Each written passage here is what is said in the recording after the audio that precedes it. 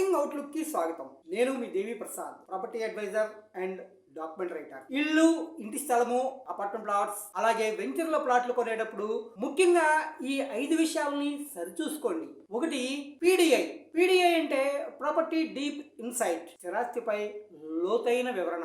స్థిరాస్తి యజమానికున్న హక్కు, ప్రభుత్వ ఆమోదాలు, లిటిగేషన్స్, కోర్టు వ్యాజ్యాలు, దస్తావేజ్ నకళ్లు, ఈసీ మొదలైన విషయాలని క్రాస్ వెరిఫికేషన్ చేయడంతో పాటు డెవలపర్ ఫైనాన్షియల్ స్టేటస్, ఇప్పుడు వరకు ఎన్ని ప్రాజెక్టులు చేశారు, ప్రస్తుత ప్రాజెక్టు గురించి సమగ్ర విచారణ, ఇలా మరెక్కడా అందుబాటులో లేని సమాచారాన్ని సేకరించడం ద్వారా మీరు ప్లాట్ కొనేటప్పుడు సరైన నిర్ణయం తీసుకోవచ్చు. 2, ప్రైస్ పాయింట్.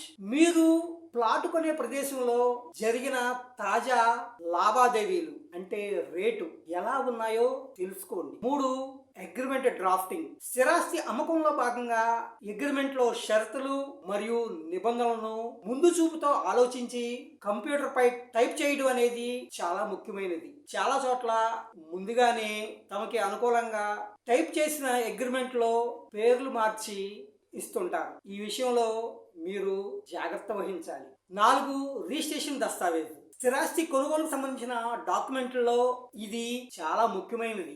న్యాయ సలహాలు, లింక్ డాక్యుమెంట్లు అనుసరించి మీ హక్కులు మరియు ప్రభుత్వ అనుమతులు రిజిస్ట్రేషన్ దస్తావేజులో నమోదు కాబడినవి లేనిది ఒక్కసారి రిజిస్ట్రేషన్ కు ముందే సరిచూసుకోండి. ఎందుకంటే దస్తావేజ్ రిజిస్ట్రేషన్ అయిన తర్వాత అందులో తప్పులుంటే దానిని సవరణ చేయాలంటే మీకు రిజిస్ట్రేషన్ చేసిన వ్యక్తి చుట్టూ తిరగాలి.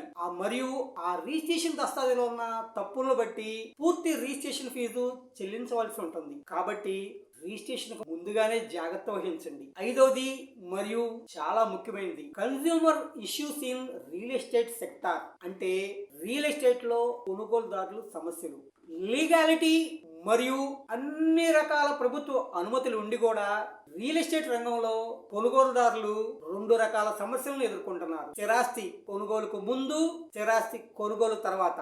దీనికి సంబంధించిన పూర్తి సమాచారాన్ని డిస్క్రిప్షన్ లో లింక్ క్లిక్ చేయడం ద్వారా మీరు తెలుసుకోవచ్చు. మరింత సమాచారం కొరకు 7382222922 వాట్సాప్ చాట్ ద్వారా సంప్రదించండి. మా యూట్యూబ్ ఛానల్ ని సబ్స్క్రైబ్ చేసుకుని మీ విలువైన సూచనల్ని, సలహాలని కామెంట్ రూపంలో తెలియజేయండి. నమస్తే.